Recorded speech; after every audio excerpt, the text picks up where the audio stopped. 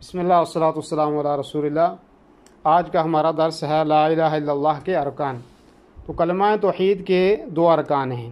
پہلا رکن جو ہے اس میں نفی ہے، یعنی لا الہ میں اس میں اللہ کے علاوہ جس چیز کی بھی عبادت و پرستش کی جاتی ہے سب کی نفی کی گئی ہے۔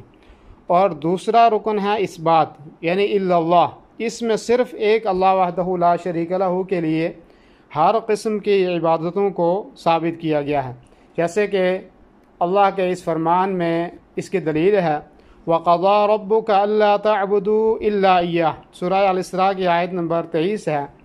اور تیرے رب نے فیصلہ کر دیا ہے کہ اس کے سوا کسی کی عبادت نہ کرو۔ اس آیت میں جو لفظ ہے اللہ تعبدو، اس کے اندر لا الہ الا اللہ کا معنی ہے، جبکہ الا ایاہ کے اندر الا اللہ کا معنی پایا جاتا ہے۔ دونوں اجزاء مل کر لا الہ الا اللہ کا معنی ادا کر رہے ہیں۔ تو یوں اس آیت کے اندر نفی اور اس بات کو یکجا کر دیا گیا ہے۔ غیر اللہ سے الوہیت کی نفی کی گئی ہے اور صرف ایک اللہ کے لیے الوہیت کو ثابت کیا گیا ہے۔ یہی حقیقی توحید ہے۔ قرآن کے اندر بے شمار آیتیں ایسی ہیں جن میں اس معنی کو ذکر کیا گیا ہے۔